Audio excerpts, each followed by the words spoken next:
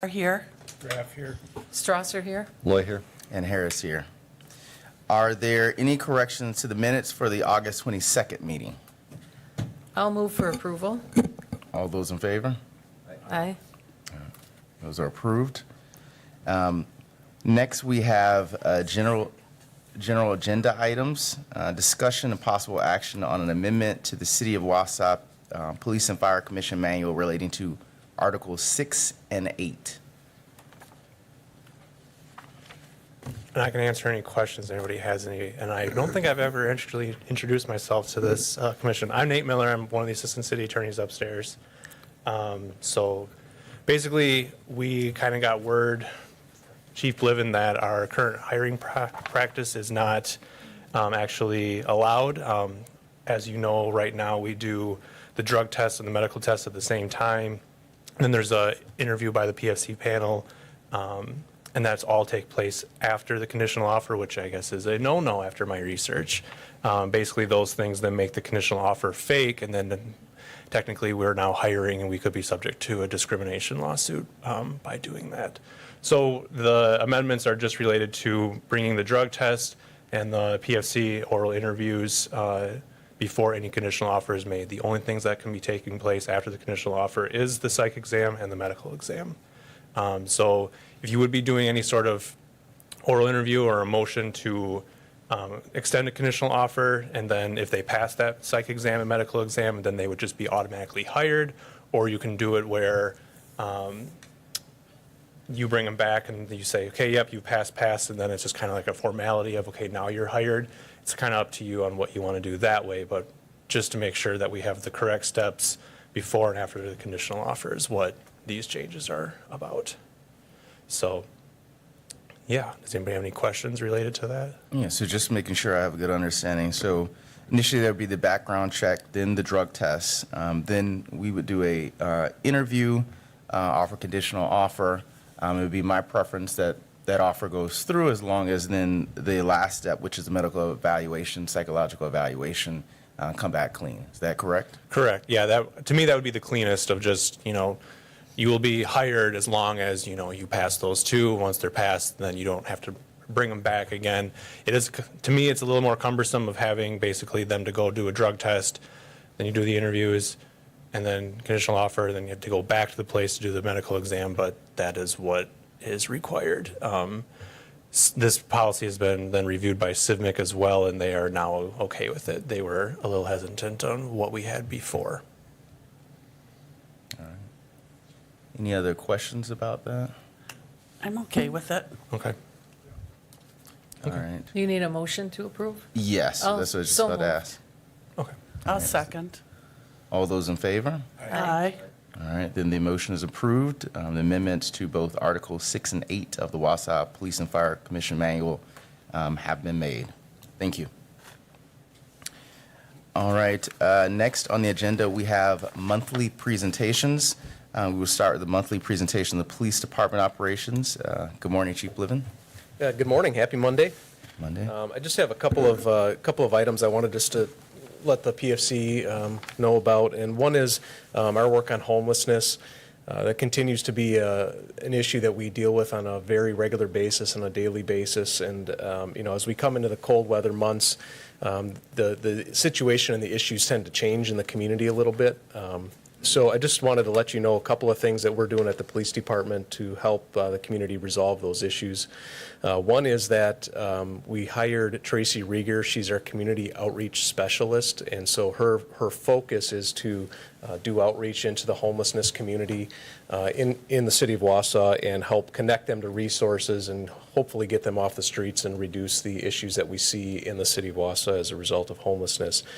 Tracy's background is she most recently was the person that ran the warming center at Catholic Charities, so she already has a really great understanding of the issue and the problems. She knows a lot of the folks and individuals that are homeless in our community today, and she has a great understanding of the community's resources and how to connect people to those resources. So she started with us on September 1st, and the first day, my understanding is she reached out and was able to assist a couple of people. So she's doing a great job. She's going to be a great resource for us, and that work is underway already. The other thing that the police department has done in collaboration with some others is we submitted an ARPA request for COVID dollars from the city to help fund Catholic Charities Warming Center on a year-round basis. So right now they're open November 1st through April 30th, but obviously we have a need in our community for them to be open year-round. And so we made a request that the city spend ARPA dollars for Catholic Charities Warming Center on a year-round basis. And I think that will help alleviate some of the issues we see in the summertime where people just we don't have enough capacity in the community. The only other shelter would be the Salvation Army. And so hopefully we'll be able to get those dollars in place and have a place for folks to stay if they don't have a home on a year-round basis. We are seeing continued concerns from citizens and community members and downtown businesses. We've had a number of meetings with them over the last few weeks again because of some of the issues that people are seeing. So I just wanted to give you guys an update of what we're doing at the police department around that issue of homelessness. Anybody have any questions or comments on that? Otherwise, I can jump into. Chief, do you have any, after we do all these things for the homeless, et cetera, and you go through the programs, people that don't want to cooperate, don't want the help, do we have agreement as to what we are supposed to be doing beyond this point? I'm not sure if I know the question exactly, but so is your question, are we enforcing the regulations and laws and putting pressure on people to cooperate? Is that the question? I guess so. I mean, we go through all this protocol and all these steps, and they still. Yeah, we do enforcement. We've been doing enforcement of our overnight park ordinance. We have worked with the Parks Department on a number of different things. One of them is, if there's property strewn about a park that looks like maybe an encampment, we work with the Parks Department to go and make contact with people there, explain the ordinance, and make sure that they know that they can't live there. We have taken property from some of those areas and stored it.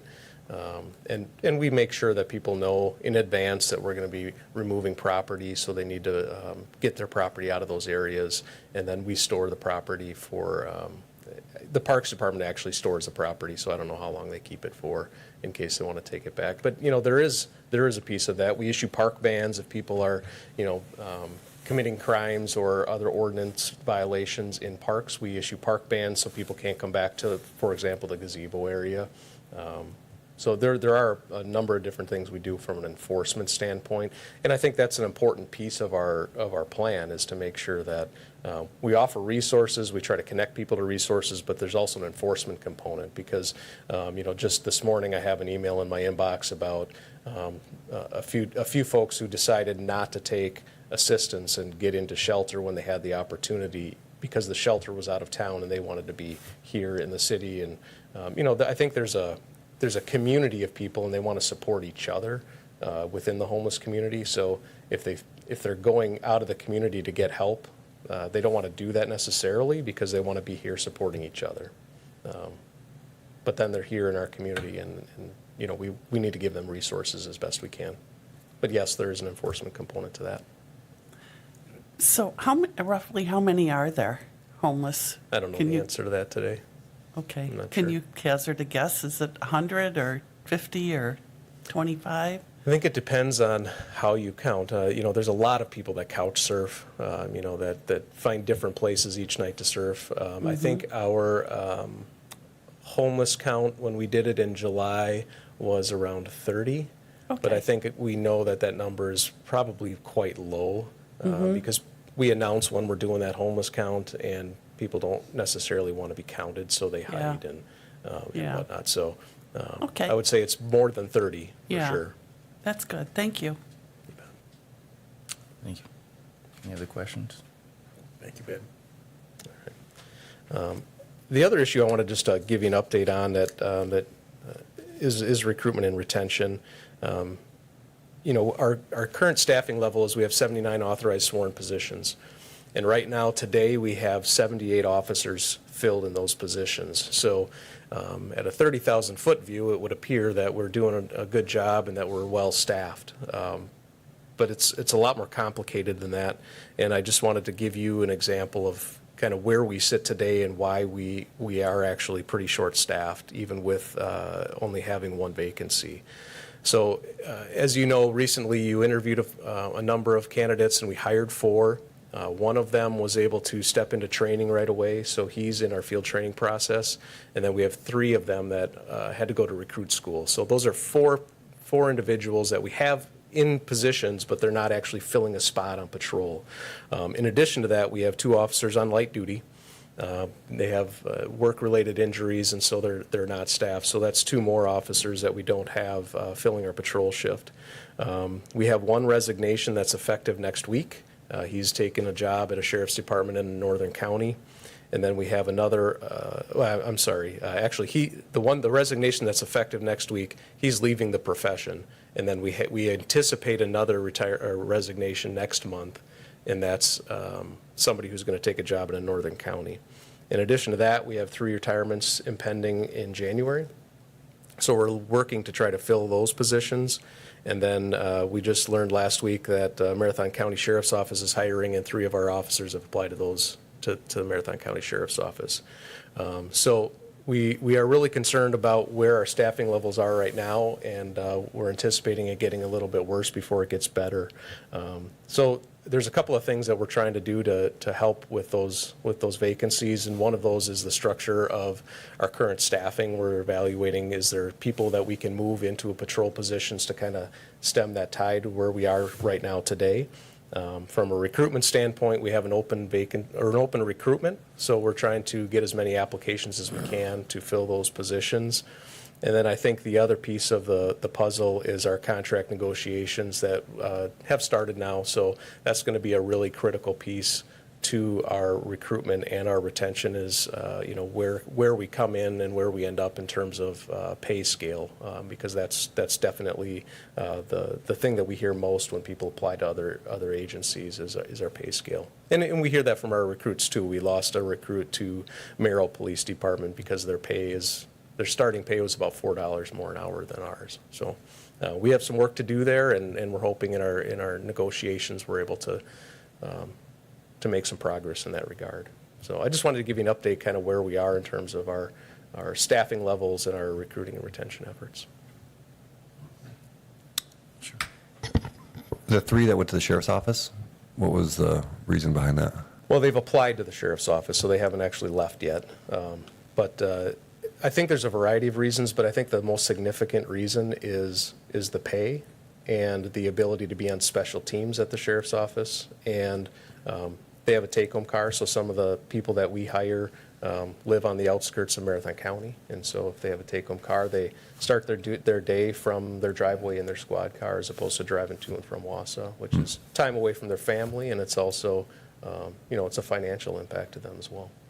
And if somebody hasn't been through recruit school, how long is the lead time before they can go? They've got recruit school and field training? Correct, yeah. How long is that period of time? Well, field training is 4 months, and recruit school is 18 weeks, so that's 4.5 months. So you're looking at 8 or 9 months. And that's at a minimum. Sometimes the field training process can take a little bit longer than that too. It just depends on the candidate in themselves. Yeah, I think that I would encourage you to look at the data that we've had over the last several years. I mean, I would guess that it's pretty predictable how many positions you're going to be filling, and you can tweak that given the age of the workforce going forward. Yep. And consider putting together a request where you can hire early, because I think that's the only solution. Yeah. It's just this. Otherwise, it's just going to be cyclical, and Yeah. people are going to get burnt out. They're going to leave because they're constantly filling in for short staff, because there's just no getting away from that. There's going to be some turnover. Yeah, absolutely. I appreciate that. The retirements, I think, are easier to anticipate. We can project that out. The people leaving for other agencies and leaving the profession, those are harder to anticipate.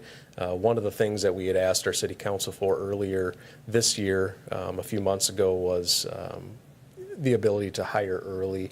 And in order to hire early when somebody leaves, we need advance notice from our current employees, because without that advance notice, a 2-week or a 4-week notice doesn't really give us any opportunity to do that. So we've asked the city council to approve a $2,000 bonus if they give us a 6-month advance notice of a retirement or resignation.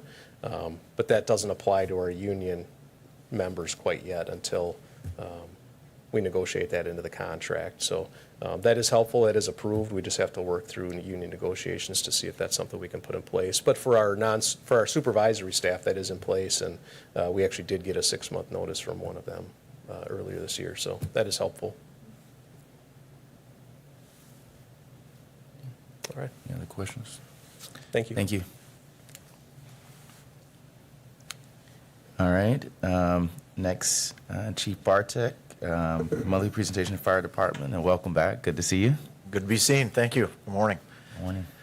Monthly report, probably the most notable thing in there was we were blessed to have Governor Evers come and join us for a day for an announcement, a press release of some statewide grant funding that he was releasing. From that grant announcement, we received about $30,000 that will positively impact our EMS side. Actually, since then, and what will be in the next month's report, we've received another $141,000 worth of EMS grant funding from the state of Wisconsin.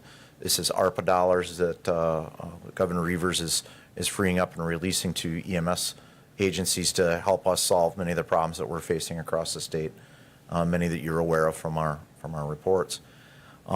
I come here with very good news this morning. I got notice last week, Tuesday, as you know, that we've been on a as I briefed you last fall, I think November 11th, I made a presentation to the Common Council in our desperate need for additional staffing. We moved through the different committees. The Public Health and Safety Committee was the first to take it up, the topic. They agreed with us that we needed additional staffing, recommended to the HR department look at that. We needed minimum 9 to affect the positive staffing changes that we need to see in order to come to even closer to national standard of staffing our apparatus and to keep up with the rising call volume. We hadn't increased staffing for the City of Wausau Fire Department since 1970, and we'd actually taken a step back. In 1970, we had 19 member crews, 19 firefighter crews that were being deployed. At some point, 3 of those positions were removed from the line, and they were moved into administrative office positions, which were desperately needed also. And so actually today, we're operating with fewer firefighters on the line than we were in 1970. The Human Resources Committee agreed with the Public Health and Safety Committee, looked at it, and in order to deploy 9, we actually needed 12 firefighters. We have to allow employees to have paid time off and other things like that. So we needed to expand our duty crews from 18-member crews to 22, and then we can adjust our minimum daily staffing to 18, so we'll have 3 additional firefighter paramedics per crew. So that was the HR committee's recommendation in December. In January, as we were approaching getting ready for taking this argument to finance, which is always the biggest hurdle for municipalities, is how do you fund an additional 12 firefighter paramedics for the City of Wausau? That's going to be very difficult. We were surprised that the FEMA had opened up the availability of a grant for firefighter staffing early. We knew in mid-December that they were going to do this. I actually began writing the grant over Christmas break. And in January, I approached the Finance Committee with a plan for all 12 firefighters.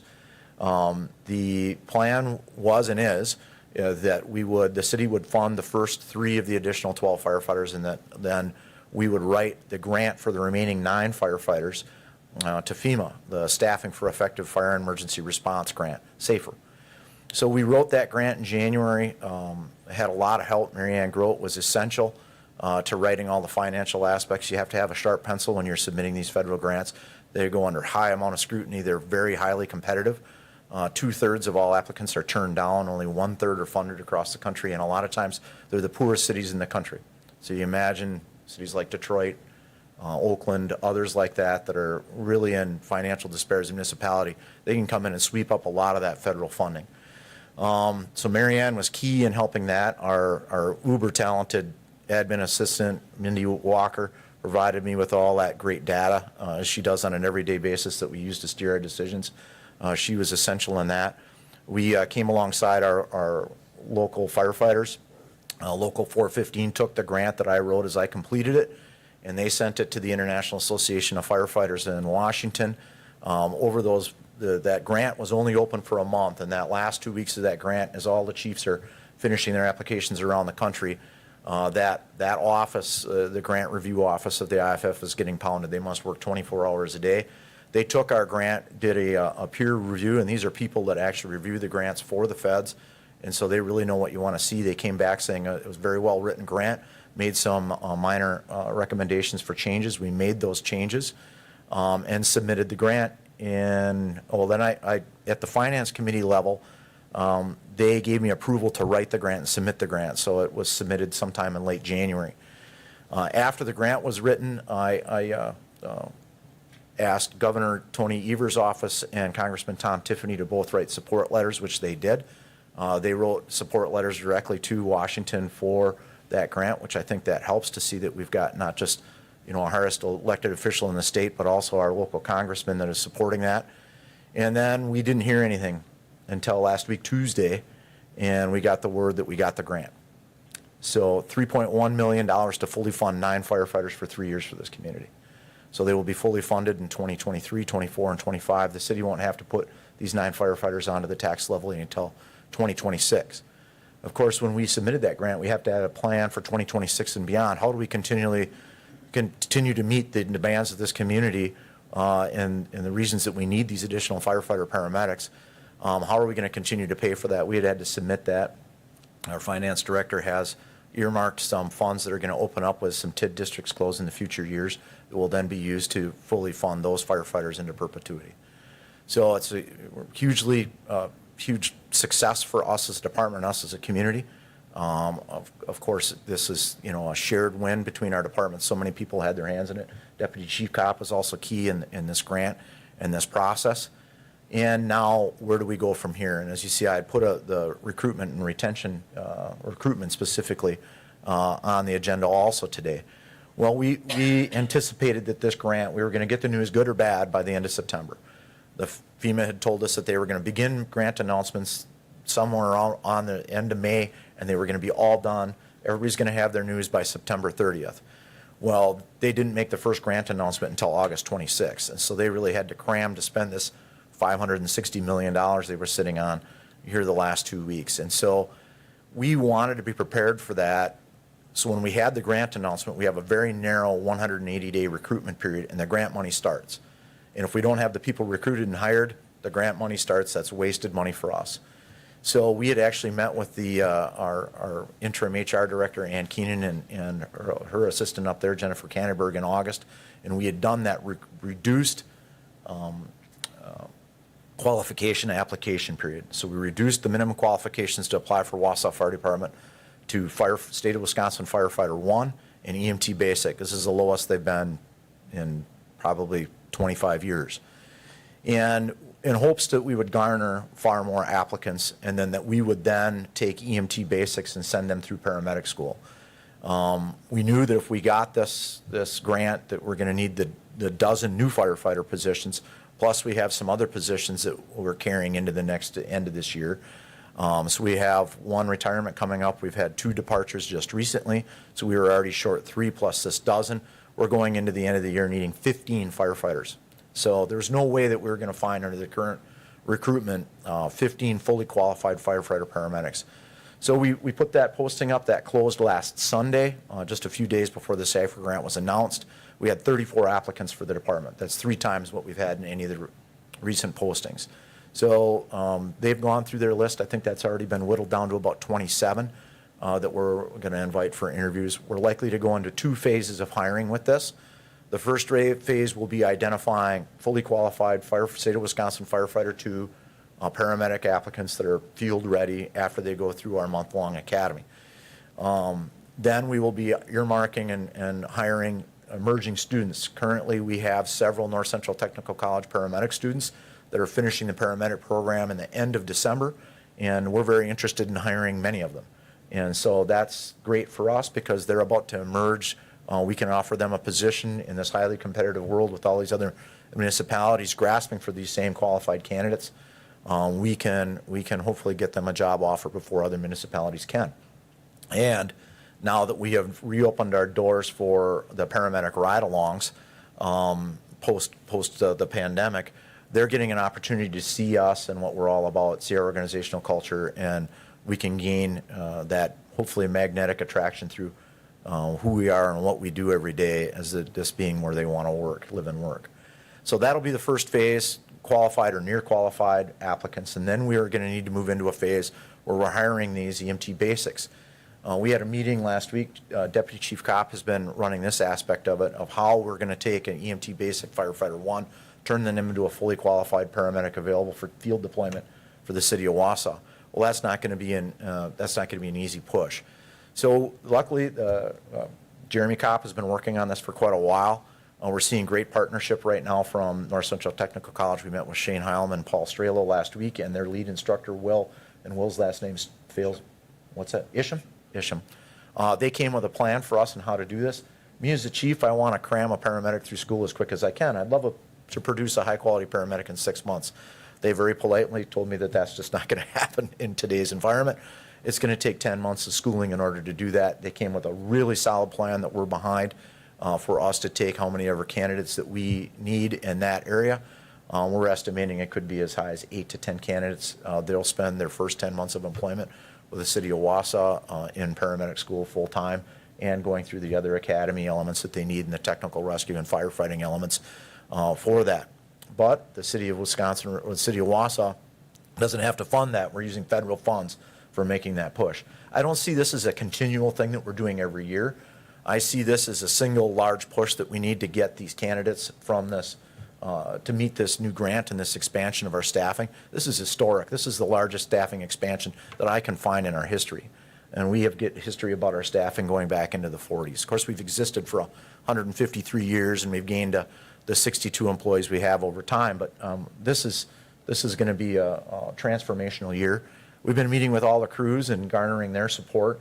This is not something that just as I or Jeremy Kopp can do on our own. We need the entire weight of our organization behind this transformational change this next year. I hope I'm standing in front of you next year as we're nearing the graduation of our paramedic students.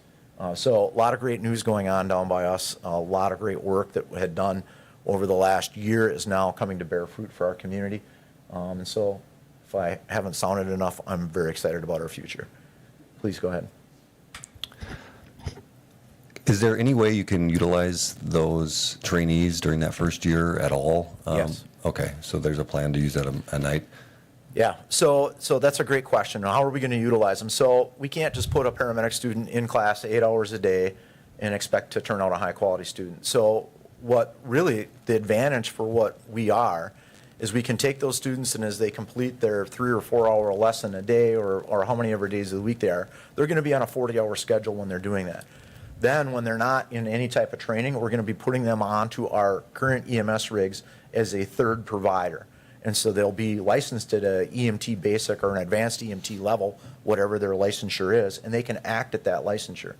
And, you know, while 90% of our call volume is with our 3 paramedic level ambulances, when you look at the work that our paramedic level ambulances do, it's about 90% BLS. And so those students, employees that we're paying to be students are going to come out with a really rounded experience because they have all that great field experience in combination with the theory. So they're going to immediately be able to put the lessons that they're learning in class into practicality as they're working on our three ambulances. And of course, during the day, when a structure fire strikes, the lessons are over and they're out working as firefighters. They're all going to be fully qualified firefighters. And so we're excited. We can use them during that 40-hour period for answering calls also. Go ahead, Mike. So paying for education is just a reality in today's world. How do you make sure that we keep them after we spend all this time and money training them? Well, that's an element that we've got to talk with, and we've been speaking with the HR about that. We need to have some type of continued employment language in their job offer, and that is going to have to be what it is what is it, maybe 3 years to 5 years of commitment to our community after that we've sent them through paramedic school, because it is going to be an expensive endeavor for us. And I think that has to exist in their job offer. I've been speaking with the staff about is I think I don't want to keep people because of the threat of having to write a check back to the city. I want to keep them because our organizational culture is so outstanding, they can't imagine working for another organization. And they can't imagine serving a different community. And so that's really the difficult aspect to that. I talk a lot about technical and adaptive problems. That's a technical solution, is to put in a condition into their employment that they have to repay us. The adaptive part of that, the difficult one, is that I have an organization that we've got them working inside, that they're so excited about coming to work every day that we don't lose them. So we're going to work on it from both aspects. Does the tech school use this as a recruitment tool with this pipeline they have to you? I do believe so, and they have joined us. I have to tell you that underneath the leadership that they currently have there at the technical college, they have come alongside us every step of this way with our recruitment and retention issues. They've been at every of the job fairs that we've been. They've been actively trying to recruit students into their firefighter paramedic program there, and then that is a conduit. Not as, you know, the North Central Technical College obviously has several communities underneath its umbrella, Antigo, Merrill, us, that employ firefighters in addition to all the volunteer departments around us. So yes, they are helping with the recruit and as a conduit to us. Do you have the battle already done, adding $1 million to your budget? Is that how that works, that you add the budget and say it's being funded by this grant? Yes. And 3 years later? Yep. It's yeah. not, and that's all been done, or? That was a condition of the grant, is that we had to have a continual plan for how these positions are going to be funded. Our finance director was the one that was able to draft that plan, and that language that's going to be in there. And it's the relationship to TID districts that are closing. I believe specifically in 2024, there's a TID district that's closing that will have enough money that can be earmarked for the fire department budget going forward to continually to fund those positions. So yes, that has been solved. Good. Congratulations to you Thank and you. Jeremy. I mean, nice work. Thank you. I know that was one of your key goals. So you, in your report, you mentioned that there's more interest in the fire. Did you talk about that? Why? I mean, why are you saying that or seeing that? More interest in being a firefighter? I think that in this last year, we've, as you know, that when you hired me, that recruitment and retention is the biggest issue that our department's dealing with, as is other departments across the state. We're not alone. We didn't have a singular problem inside this community that I needed to solve, but it was the biggest one. And I think what you're seeing is especially Deputy Chief Kopp's work over the last year. He's meeting with 2 to 3 potential candidates a week, where he gives them a personal tour, talks about the fire service. He has single-handedly garnered a huge amount of momentum towards our department. And I think that is where we're seeing this increase in interest in our department. Now, I also believe that there are a lot of candidates that would be interested in working for us that have had hurdles to them getting the qualifications to become a Wausau firefighter paramedic, and that's the fact that paramedic schooling is a year of schooling. And if you're a working parent or something like that, and you've got the firefighter 1 credential, and you've earned maybe the EMT basic going to a night class, how are you going to get that year of education in order to become a Wausau firefighter paramedic? Well, now we've removed that hurdle because we're going to train them. And so we're looking for, people of the highest character that we can hire, and then, hopefully transform their lives by paying for their education and supporting them through that.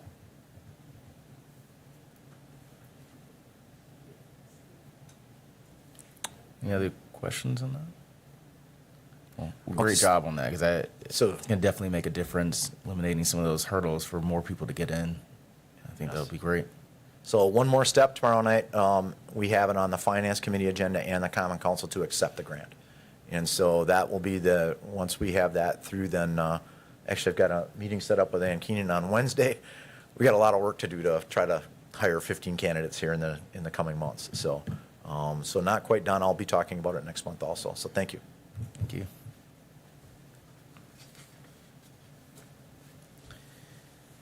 All right. So the next meeting will be scheduled for Monday, October 24th at 7:30 a.m. Is there any further discussion today?